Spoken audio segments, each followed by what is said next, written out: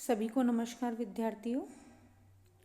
आज हम चर्चा करेंगे बीए सेकेंड ईयर प्रश्न पत्र फर्स्ट मध्यकालीन भारत और इसके अंतर्गत जानेंगे हम सूर साम्राज्य के बारे में। विद्यार्थियों, सूर साम्राज्य का जो काल है वो है 1540 से लेकर के 1555 तक का। विद्यार्थियों, इस संदर्भ में हम सूर साम्राज्य को जो पढ़ रहे हैं इससे पहले थोड़ा सा हम ब्रीफ के अंतर्गत जो हुमायूं है और शेरशाह है उसके जो मध्य संबंध है उनके बारे में संक्षिप्त में जान लेते हैं। विद्यार्थियों, अगर हम बात करें कि अगर मुग़लों का भारत में प्रवेश है, उसके बाद हम बात करते हैं कि 1526 के अंतर्गत बाबर का आगमन होता है और 1707 तक अगर हम मुग़ल काल की बात करें, जो पूर्व मुग़ल काल है 1707 यानी औरंगजेब तक का समय है, वो जो है मुग़ल काल कहलाता है। और 1707 के बाद का जो काल है 1857 तक का, वो उत्तरकालीन मुग़ल के बारे में है। तो विद्यार्थियों, इतना लंबा जो पीरियड है वो पूरा मुग़लों का है, लेकिन 1540 से लेकर के 1555 तक का जो पीरियड है वह मुग़ल काल के अंतर्गत संक्षिप्त जो पीरियड है वो सूर साम्राज्य का है। इस पीरियड में जो भारत है उस पर जो सत्ता या जो प्रमुख सत्ता का केंद्र है वो सूर साम्राज्य के उत्तराधिकारी रहते हैं।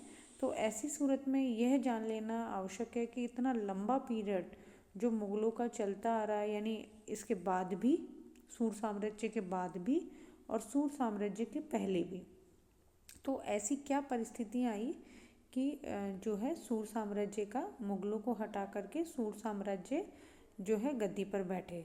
तो विद्यार्थियों, इसके लिए हम थोड़ा सा ब्रीफ में हम आगे चलते हैं, जिसकी हम चर्चा हम पहले भी कर चुके हैं।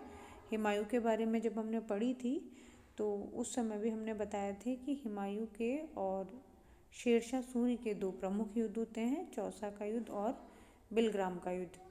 तो विद्यार्थियों, इनके बारे में हम संक्षिप्त में जान लेते हैं। तो सबसे पहले हम चर्चा करते हैं हुमायूं के शेरशाह के साथ संबंधों के बारे में। तो विद्यार्थियों, हुमायूं का जो है सबसे बड़ा प्रतिद्वंदी था वो था शेर खां। उत्तर भारत पर सर्वोच्चता स्थापित करने के लिए हुमायूं और शेरशाह दोनों के बीच दो प्रमुख युद्ध लड़े गए।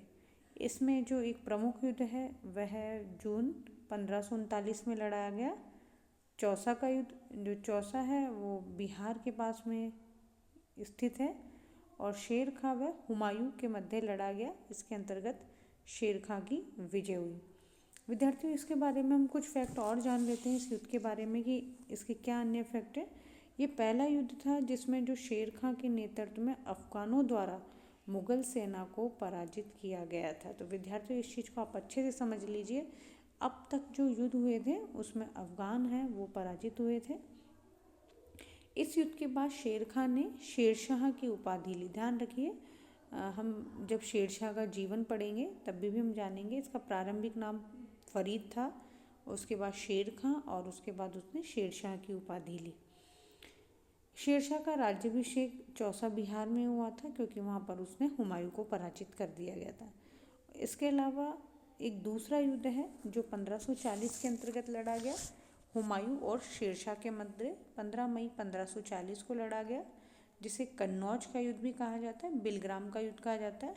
इसमें शेरशाह की विजय हुई और इसका सबसे बड़ा प्रभाव ये निकला कि भारत के अंतर्गत कुछ समय के लिए जो मुग़ल सत्ता है वो केंद्र है वो नहीं रहा, भारत से बाहर रहा। और इस युद्ध के बाद शेर खां द्वारा या शेरशाह द्वारा हुमायूं को हिंदुस्तान से निष्कासित कर दिया और कुछ समय के लिए भारत में मुग़ल साम्राज्य क्या हो गया, समाप्त हो गया। और शेरशाह द्वारा 1540 से लेकर के 1555 के मध्य में अफ़गान साम्राज्य की स्थापना की। अब आ जाते हैं विद्यार्थी हम अफ़गान साम्राज्य या सूर साम्राज्य के बारे में, यानी 1540 से लेकर के 1555 के बारे में। तो विद्यार्थियों, सबसे पहले हम जानेंगे जो है शेरशाह सूरी है उसका जो जीवन परिचय संक्षिप्त में। इसके लिए हम सबसे पहले जानेंगे कि शेरशाह है 1540 से 45 तक का कार्यकाल जानेंगे। तो विद्यार्थियों, जो शेरशाह सूरी के जो जीवन परिचय के लिए या शेरशाह के लिए शेरशाह के समय का जो साहित्यिक सूत्र है उसकी हम बात करें तो वो सबसे प्रमुख साहित्यिक स्रोत है अब्बास का शेरवानी द्वारा तारीख है फिरोजशाही। इसमें शेरशाह के जो है शासनकाल, प्रशासनिक सुधारों का विस्तार से उल्लेख किया गया है। आधुनिक इतिहासकार रहे हैं डॉक्टर KR कानूनगो। उसने अपनी जो पुस्तक है शेरशाह एंड हिज टाइम, इसमें शेरशाह का जन्म उन्होंने 1486 ईस्वी के अंतर्गत इसार के अंतर्गत बताया है। इनका जो है बचपन का नाम क्या था, फरीद था, और इनके पिता का नाम था हसन खां सूर। सुल्तान सिकंदर खां लोदी के समय बिहार प्रांत में 2 परगने जो है उसे जागीर में मिले हुए थे। एक था सासाराम और दूसरा था ख्वासपुर। 1511 के अंतर्गत क्या होता है कि जो हसन खां सूर है ने फरीद को सासाराम यानी अपने पुत्र को सासाराम का क्या करा, प्रबंधक बनाया, और 7 वर्ष तक जो है शेरशाह है या शेर खां है वो सासाराम का प्रबंधक रहा। और उसने तत्समय जो है प्रशासक के रूप में वहाँ पर जो प्रबंधन का कार्य किया वह अत्यंत ही प्रशंसनीय रहा। उसके पश्चात हम बात करें तो 1522 के आसपास फरीद है वो बिहार के सुल्तान जो हैं बहार खां हैं उनकी सेवा के अंतर्गत लग गया। और 1522 से लेकर के 1527 तक यानी कि लगभग 5 वर्ष के आसपास वह बहार खां की सेवा में रहा। और इस बहार खां ने ही क्या है फरीद को शेर खां की उपाधि दी। विद्यार्थियों ध्यान रखेंगे कि शेर खां की उपाधि बहार खां ने दी थी। और जब कहा जाता है कि शेर के समान या शेर जैसा जो बलिष्ठ व्यक्ति है इसलिए शेर खां को उसने उपाधि दी। कई जगह ऐसा उल्लेख मिलता है कि शेर खां है वह शेर से लड़ा इसलिए उसका नाम फरीद का नाम शेर खां हो गया। ऐसे अलग अलग इतिहासकार इस बात को अलग अलग बात देते हैं। अब हम बात करते हैं 1528 के अंतर्गत जो शेर खां है उसने मुग़ल सम्राट जो बाबर है उसकी सेवा में भी नियुक्त हुआ था। विद्यार्थियों आप इस चीज़ को समझिए कि कितनी अच्छी बात है कि 1528 के अंतर्गत मुग़ल सम्राट जो है उसकी सेवा में रहा और 1.5 वर्ष तक वो रहा। और 1529 में शेर खां है वो बाबर की जो है सेवा है उसको छोड़ करके बिहार चला गया था। विद्यार्थियों का इतिहासकार इस बारे में कहते हैं कि 1529 के अंतर्गत जो बाबर की सेवा के अंतर्गत जो बैटल ऑफ घाघरा यानी घाघरा का युद्ध जो लड़ा गया उसके अंतर्गत जो शेर खां है उसके अंदर जो मुग़ल सेना के अंतर्गत जो अव्यवस्था देखी तो उसके बारे में भी उसने कोटेशन कहा है, एक वक्तव्य कहा है कि जो अव्यवस्था को देख करके कि ऐसी अव्यवस्था फैल रही है कि इन्हीं अव्यवस्थाओं का फ़ायदा उठा करके मैं मुग़ल साम्राज्य को जो हटा करके वहाँ की बादशाहत अपने पास रखूँगा। तो उसने उस चीज़ को जाना, मुग़लों की कमियों को भी जाना और किस प्रकार से उसने हुमायूं का सफाया करके जो है प्रशासन में आया। तो विद्यार्थियों जो है शेर खां है उसके बारे में हम चर्चा कर रहे हैं। तो 1529 में जो है शेर खां है बाबर की सेवा छोड़ करके वापस से फिर से जो है बिहार चला जाता है और तत्समय जो बिहार का सुल्तान रहता है जलाल खां उसका संरक्षक नियुक्त होता है। धीरे धीरे बिहार के प्रशासन की बागडोर है शेर खां के हाथ में आ जाती है और जलाल खान नाम मात्र का शासक हो जाता है। तो विद्यार्थियों ये है जो है शेरशाह सूरी है उसका जीवन परिचय। अब हम बात करेंगे शेरशाह सूरी है उसका जो है शासन प्रबंध के बारे में, क्योंकि इतिहास के अंतर्गत या मध्यकालीन इतिहास के अंतर्गत अगर हम बात करते हैं तो शेरशाह सूरी का जो शासन प्रबंध है वो अपने आप में अत्यंत महत्वपूर्ण विषय है। या सीधे डायरेक्ट प्रश्न पूछे गए हैं, कॉम्पिटिटिव एग्जाम में पूछे गए हैं या फिर जो विश्वविद्यालय एग्ज़ाम है उसमें भी पूछे गए हैं। सीधा शेरशाह का शासन प्रबंध के बारे में समझाइए। इसमें लघुतरात्मक और निबंधात्मक 2 प्रकार के प्रश्न बनते हैं। छोटे प्रश्नों के अंतर्गत जैसे बचपन का नाम कहाँ था, सेवा कहाँ दी, इसके अलावा ग्रंथ के नाम के बारे में पूछा जा सकता है, शेर खां की उपाधि किसने दी, इस प्रकार के छोटे प्रश्न वो बन सकते हैं। अब विद्यार्थियों हम बात करते हैं इसी क्रम के अंतर्गत शेरशाह का शासन प्रबंध। तो अब्बास खां शेरवखानी जो उसके प्रमुख जो साहित्यिक सूत्र है उनकी कृति है तारीख़ शेरशाही, उसमें वो बताते हैं कि शेरशाह का जो प्रशासनिक सुधार है वो अत्यंत प्रशंसनीय है और इसके अलावा जो आईन अकबरी है उसमें भी अबुल फजल ने एक जो अध्याय है शेरशाह के प्रशासनिक सुधारों के बारे में लिखा है।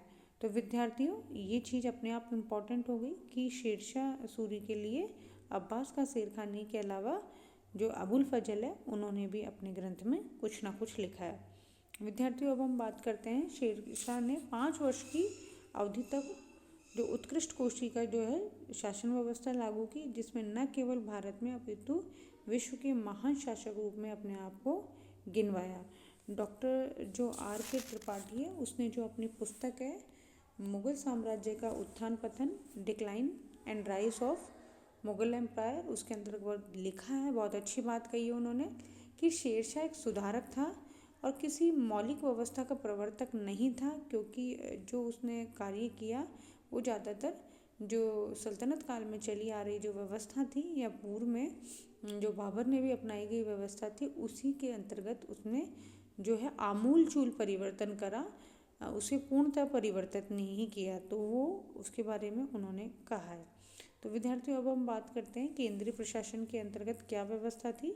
केंद्रीय प्रशासन की अगर हम बात करें तो शासन व्यवस्था लगभग दिल्ली सल्तनत के समक्ष थी और दिल्ली सल्तनत के अंतर्गत अगर हम बात करें तो 6 प्रमुख मंत्री थे, जिनमें वजीर, दीवाने आरिज, जिसमें आरिज ममालिक जिसका प्रमुख रहता था, दीवाने इंशा, दीवाने रसालत यानी विदेशी संबंध हैं जो सद्र उस सुदूर जो धार्मिक कार्य के लिए है, और काजी उल कुजात जो है उसके जो निर्णय लेने में सुल्तान के निर्णय लेने में मदद करने के लिए व्यवस्था होती थी। प्रोफेसर कानूनगो के अनुसार शेरशाह द्वारा अपने राज्यों को क्या करा, प्रांतों में विभाजित न करके सीधा सरकारों या जिलों में विभाजित किया। अब्बास का शेरवानी ने कुल 66 सरकार है उसका उल्लेख किया और प्रत्येक जो सरकार है उसके शासन तंत्र को चलाने के लिए 2 अधिकारी होते थे। एक होता था शिकदार ए शिकदारान और दूसरा होता था मुंसिफ ए मुंसिफान। तो शिकदार ए शिकदारान का कार्य क्या होता था, वो सरकार का अध्यक्ष होता था और अपनी जो सरकार है उसके अंतर्गत शांति व्यवस्था बनाए रखना उसका प्रमुख कार्य रहता था। और जो मुंसिफ मुंसिफान रहता था वो राजस्व अधिकारी होता था और अपनी जो सरकार है या जिला है उसमें भूमि कर का निर्धारण करता था और भूमि कर निर्धारण करने के बाद उसकी वसूली का कार्य भी ये करते थे। इसके अलावा परगने जो होते थे, शेरशाह ने प्रत्येक सरकार को परगनों में विभाजित किया और लगभग 1,13,000 के आसपास परगने होते थे और परगने जो होते थे वर्तमान में तहसील के समान होते थे, जिसके प्रशासन को उसने बांटने के हिसाब से ताकि शासन का संचालन अच्छे से चल सके, इसके लिए उसने जो है अधिकारी है उसमें नियुक्त किए गए थे। 4 प्रमुख अधिकारी नियुक्त करे थे। नंबर 1, इसमें इसको आपको पता हो विद्यार्थियों, परगने को शिक भी कहा जाता था। तो जो शिकदार है वो उसमें होता था। नंबर 2, उसके अंदर मुंसिफ होता था जो राजस्व अधिकारी होता था, खजांची होता था। नंबर 3, कारकुन होता था जो लिपिक का इनका कार्य करता था। शिकदार है वो सैनिक अधिकारी होता था और परगने का अध्यक्ष था और परगने में शांति व्यवस्था बनाए रखना था। मुंसिफ होता था वो राजस्व अधिकारी होता था और परगने का आमील था। भू राजस्व व्यवस्था का आधार स्तंभ था। मुख्य कार्य उसका क्या था, परगने में स्थित गांव में कृषि भूमि की पैमाइश कर उसका निर्धारण करना, उसकी वसूली करवाना और कृषि संबंधी झगड़ों को निपटारा करना। खजांची परगने के खजाने का अध्यक्ष होता था और कारकुन जो होता था वो लिपिक होता था। और ये जो कारकुन होते थे वो 2 होते थे, 2 भाषा के, एक तो फारसी कारकुन और दूसरा होता था हिंदी कारकुन। परगने के जो भू राजस्व है उसके ब्यूरो का रिकॉर्ड रखता था। ये जो था कारकुन का प्रमुख कार्य था और प्रत्येक परगने में एक कारकुन भी होता था। ये अर्ध सरकारी अधिकारी वंशानुगत भी होते थे। विद्यार्थियों ध्यान रखिएगा, इसका जो मुख्य कार्य है वो परगने के अंतर्गत भू राजस्व रिकॉर्ड को संधारण करना होता था और उसके बदले में इसे वेतन न दिया जा करके 1% जो है भूमि कर मिलता था। और प्रत्येक परगने के अंदर अनेक गांव होते थे और गांवों को क्या कहा जाता था, मौजा कहा जाता था। और इसके अंतर्गत जो है प्रत्येक गांव में 2 अधिकारी होते थे, मुकद्दम जो गांव का मुखिया होता था और दूसरा होता था पटवारी जो भू राजस्व अधिकारी के रूप में कार्य करता था। तो विद्यार्थियों अभी हमने देखा इस प्रकार कि जो सूर साम्राज्य है उसके अंतर्गत जो है उसका जो प्रमुख जो है, अगर हम बात करें तो शासन प्रबंध, और इसके अंतर्गत हमने देखा जो प्रमुख जो है केंद्रीय प्रशासन है उसके बारे में हमने जानकारी ले ली है।